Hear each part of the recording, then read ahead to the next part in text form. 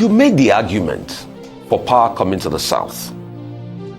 But you're also making the argument now that if ADC coalition will go ahead, that candidates like Atiku Abubakar should be favored there in a bid to be able to beat, President Tinubu. Those are some of the arguments you've made. The question is, what changed in your train of thoughts all of a sudden? Is it just about to grab power, or the fact that power should remain in the South? Now, circumstances of 2023 is different from circumstances of 2027. In 2023, you didn't have an incumbent. In 2023, the power was in the North. It has not changed to the South. In 2023, we had a very viable platform. We had our Labour Party that we could relate with. Now, going to 2027, there is an incumbent. This incumbent has publicly elicited that he knows how to take power by force, grab it, snatch it, and run away with it. This incumbent now has the army, the police, the navy by his side. This incumbent is from the South. Let me tell you, it has not happened in Nigeria. I don't see it happening in 2027. That you will use a fresh candidate from the same section of the Nigeria to win an incumbent candidate. And this is my reason.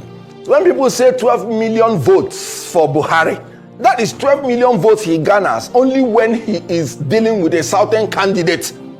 When Buhari contested with Umaru Yar'Adua, he got only 7 million votes in 2007.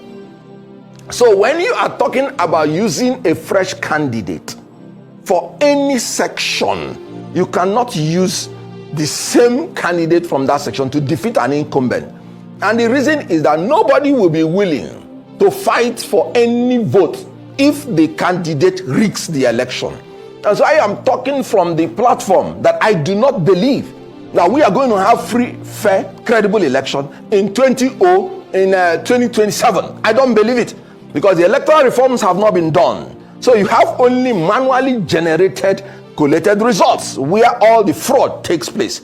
Why would you want to take somebody from the Southeast who does not have an army, who does not have the Navy, who does not have the Air Force, to go and confront somebody from the Southwest? And you think the North will now back you a fresh candidate that they do not even believe that may keep to the terms of the agreement? Like I said, I will not swear for any politician because I don't want to die before my time. So you have to be pragmatic. I am a politician existing in pragmatism. Activists exist in idealism.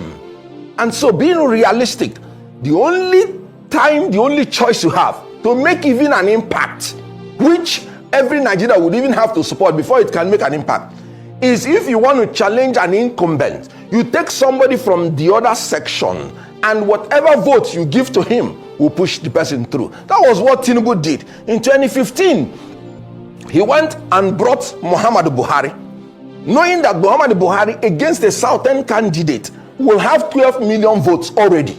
So he just needed little votes from the South to push him in. He knew that he did not have the army, the navy, and he cannot compete against Goodluck Jonathan, coming from the same zone. So that is why I'm saying, taking all this background, you need to use a northerner if you are talking about disruptive change. Otherwise, the 8 years is 8 years for Tinubu to continue. If Tinubu had done well, in all honesty, I will go home and sleep. But you cannot choose a Muslim ticket. The economy running riot, insecurity going everywhere. And we want to give you 8 years. So the only way to make a disruptive change is to bring a northerner and disrupt his regime.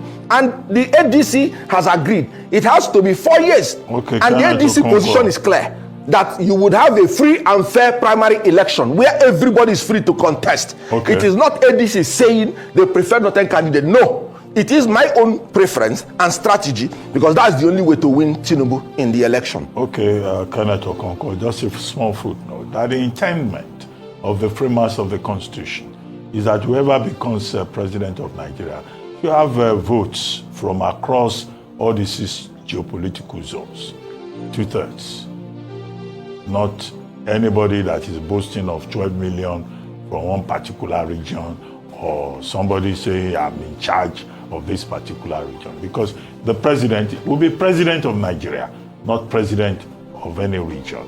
And that's why the Constitution talks about integration, accommodation, and political parties have adopted zoning formula. But we'll keep discussing the issue. Thank you very much for joining us.